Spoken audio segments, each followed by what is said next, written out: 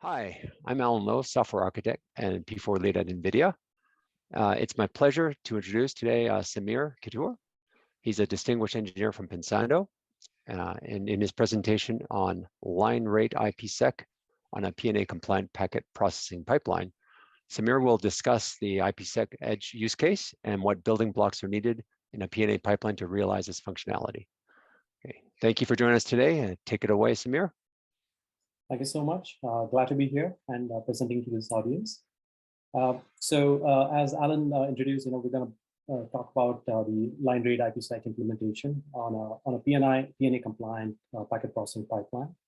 The PNA architecture itself is in its infancy, and we'll kind of go over what really it brings in for IPsec specifically. And a quick overview on what we're going to discuss today. It's mainly IPsec and in the edge environment, which is a very popular technology that's being deployed for security in a lot of different edge cases. We'll also look at what are the prerequisites for building a very high performant IPsec implementation for the edge, and what are the building blocks that are involved to get this done. This is also followed by overview of the state of things in the programmable NIC architecture, or the portable NIC architecture, which is a reference for any P4-based solution. And in this case, we'll also delve into the specific aspects of IPsec and how Pensando's architecture aligns with the PNA architecture as well. This is going to be followed by a small code snippet on some of the specifics on how the P4 pipeline interfaces with the configurable high-speed encryption engine, and we'll also follow that with a walkthrough of the packet path, both in the host to network and the network to host direction. And finally, we'll talk about some of the flexibility that the P4 architecture brings in, and specifically in the NIC form factor. In general, to deploy network security. So to start off with, on the use cases, IPsec has become a very popular network security protocol, and it has been a very popular protocol for a while, but it has made new inroads into some of the edge use cases, in massively distributed environments recently. And IPsec has been traditionally been used in the VPN environment in a gateway, and lately there's an adjacency of that, which is essentially the leveraging IPsec in gateway solutions to secure multi-cloud deployments or multi-site deployments. IPsec is also highly used in SDN services, and specifically to in the substrate to really protect the traffic between every server in a data center, and this is specifically deployed in large cloud infrastructure providers, where the security association scale can be pretty large, and it's only limited by the resources on the NIC. IPsec also is being increasingly deployed in the enterprise. Specifically on servers which host IPUs and DPUs, which are again P4 programmable, and they provide encryption services transparently without the applications being aware of it within the enterprise. Jumping on to how do we really implement a high-speed IPsec solution? So this is primarily through some of the building blocks, which of course in this case is a high-performance P4 based packet processing pipeline, and specifically on an edge device. And in this case, it would be on a NIC form factor, hosted on a server. And of course, because of the programmability aspect of it, it can cater to various use cases. And in fact, in some cases, it can also be used in various form factors. And of course, the fact that it's P4 compliant, it does imply that it's programmable through a high level language, and of course that enables easy maintenance of the code and addition of features, and you get the the hardware performance, which so you have the best of both the worlds in some sense.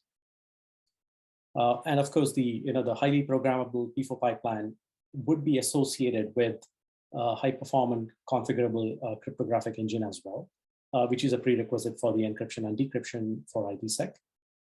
And it does typically support a wide array of capabilities, including different key sizes, programmability of where the header is located in the packet and where the payload is located, and the sizes of each of those headers and payload, which and typically are programmable as well. And of course, you do need to be able to program this high performant engine from the P4 pipeline, which is a requirement to be able to provide the solution. Now, this is a high-level architecture diagram of the portable NIC architecture. Again, this is a reference diagram, which is formulated by the PNA working group. I have a reference, to the PNA spec itself at the bottom. And at a high level, you do have multiple building blocks here, and starting at the left-hand side, you have mostly the packet processing part of it. And as we move towards the right, you have the host interface, which primarily deals with the packetization from host and towards host through the message processing interface. And in the middle, is really the P4 pipeline, which contains a couple of building blocks, including the parser, which is responsible for looking into the header and extracting some of the information that is subsequently used by the pre-control and the main control to make decisions on how the packet needs to be processed further. The main deparser, of course, really participates in generating the packet output with all the necessary rewrites and the encaps that are needed. And of course, those decisions are typically made by the main control. And and we'll also go over how the Pensando's architecture completely aligns with the PNA architecture and how that plays a role in the IPsec solution. This is a high-level diagram of the the programmable Pensando's programmable P4 architecture. It is a little busy slide, but I think let's go over some of the main aspects of the blocks which are really relevant for the IPsec implementation. As is evident, at the bottom side of this diagram, you have 4 different P4 pipelines or 4 programmable P4 subsystems. 2 of those pipelines participate in high-speed packet processing, interfacing towards the uplinks, and the other 2 P4 pipeline really support the message passing or the DMA interfaces towards the host to be able to packetize, for packets being transmitted from the host and being posted back to the to the host for packets received over the network. And a similar capability is also available towards the ARM cores, which are also on the NIC.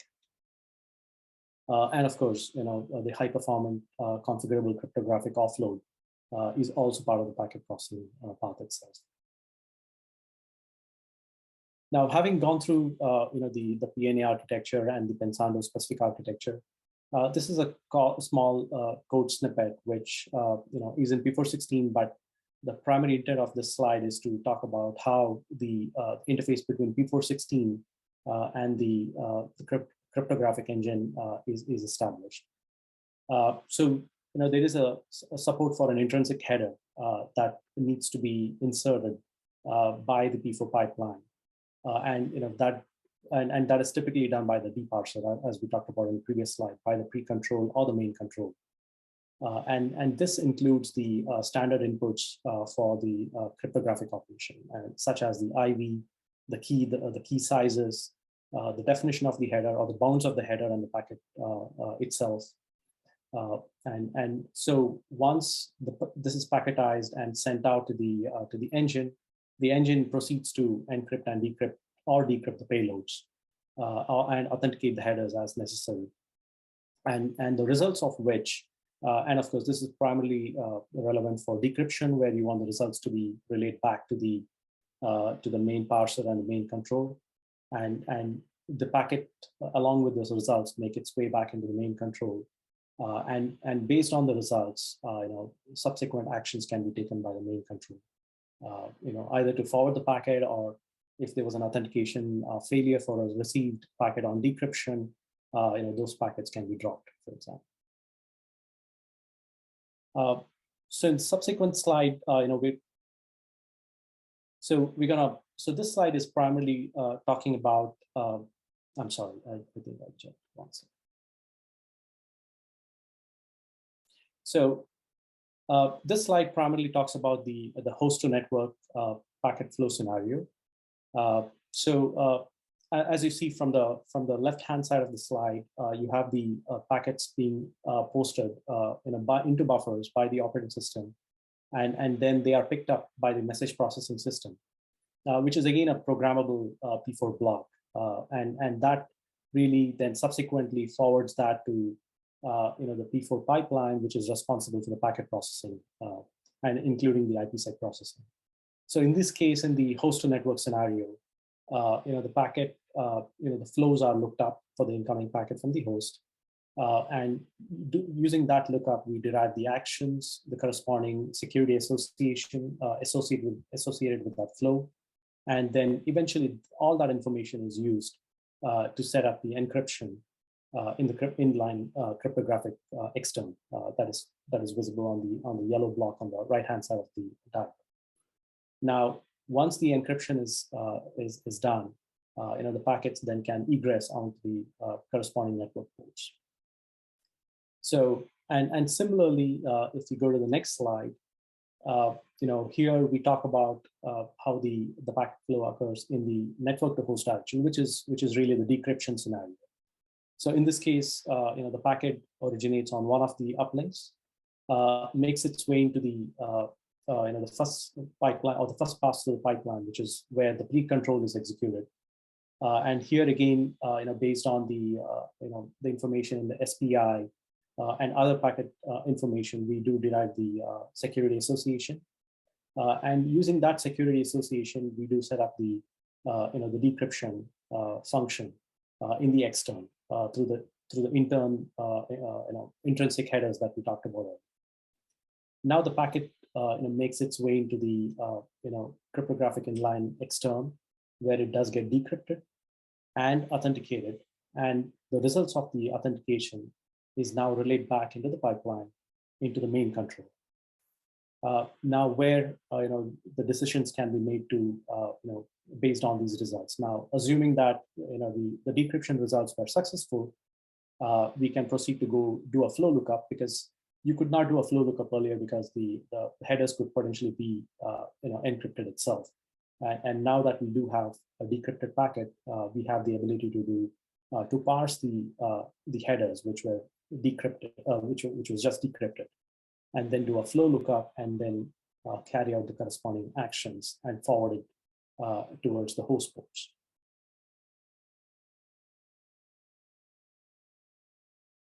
So what we talked about was primarily the fast path aspect of it, the P4 processing, across multiple subsystems in the P4 pipeline. There is, this slide briefly touches upon the control plane interface. This is kind of a traditional standard of the P416 compilers, where the compiler toolchain typically generates some sort of an API to be able to read and write to the P4 tables that are defined. Now that enables the control planes to use these APIs to be able to go and update the tables in the fast path. And this could include tables associated with the lookups of the flows, or even the security association associated with the IPsec sessions. And of course, the sessions information and the key negotiation itself can be done in the control plane. And these APIs are typically agnostic of how those negotiations are done, and those control plane modules typically use these APIs to go and provision the keys and other security association information.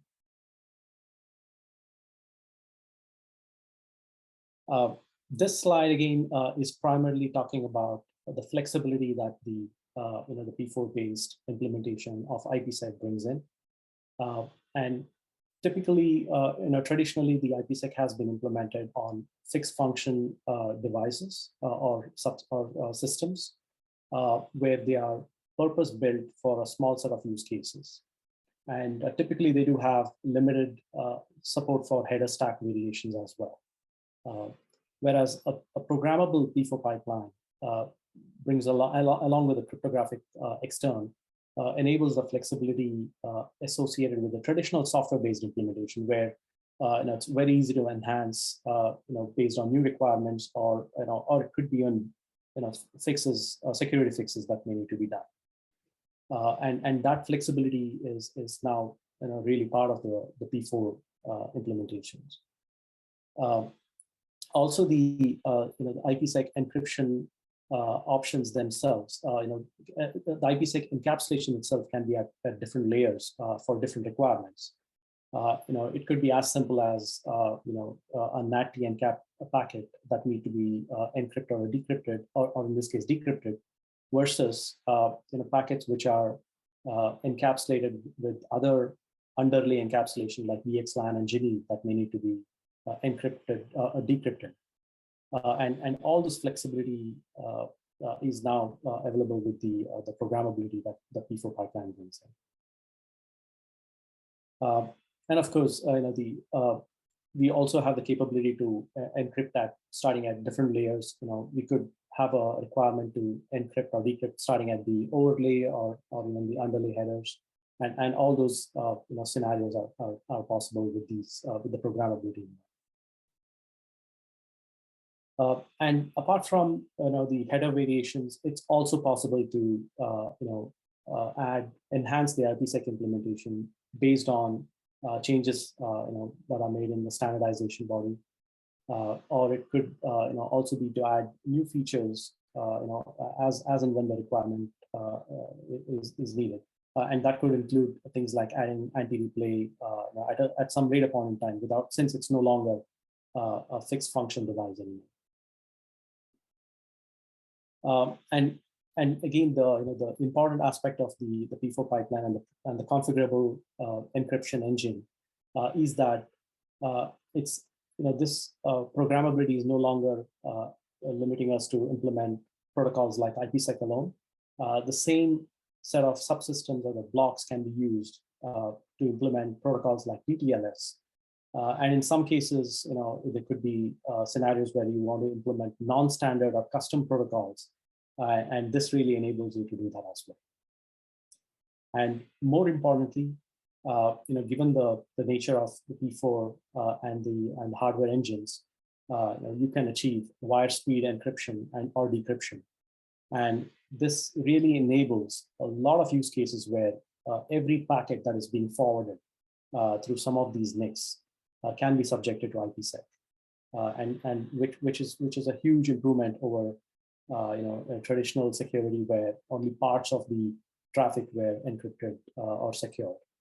And this is a game changer in some sense. What this technology brings in.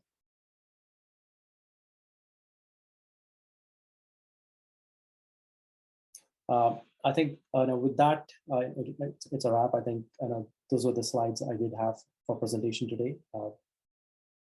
Okay, great. Thanks, Samir. That was a great presentation and very timely. I think PNA and IPsec are definitely essential use cases for these cloud deployments, and it's great to see the use of PNA and the advancement in this area. Thanks a lot for that talk. I have a couple questions. One is kind of general. So what kind of challenges did you encounter trying to integrate these like external blocks, which are configurable but not really like in P4 proper, into the P4 PNA model? Like what sort of modifications or assumptions did you have to make about that, and what were the challenges there? Sure. I mean, obviously, this, the Pensando solution that was implemented is in some sense pre-PNA timeline. Right. Now, I think the good part about it is that it is programmable. And I think a lot of the PNA constructs are actually generic in nature, and they're not kind of tied down to a specific architecture. I think while the PNA specification is still a work in progress, I'm sure a lot of the aspects of it is kind of directly mappable to Pensando's own architecture, and I think it just probably fits well into the existing, at least as of now, the way the PNA architecture looks like. I think there's a pretty good fit of the Pensando architecture with the existing PNA specification that's in progress. Okay, great. Like another thing that which came to mind is when you talk about the control plane, and you said it's configurable via the P4 pipeline. Do you see this being configurable via, like, say, through P4 runtime? Because I didn't hear you mention what sort of control plane API, or is this going to be some other side channel API? So what kind of interfaces did you envision for provisioning this crypto hardware block? Sure. So most of these configuration is actually driven from the P4 tables, including the cryptographic blocks. And the aspects that I talked about is that the compiler typically does help a lot from the perspective of generation of APIs.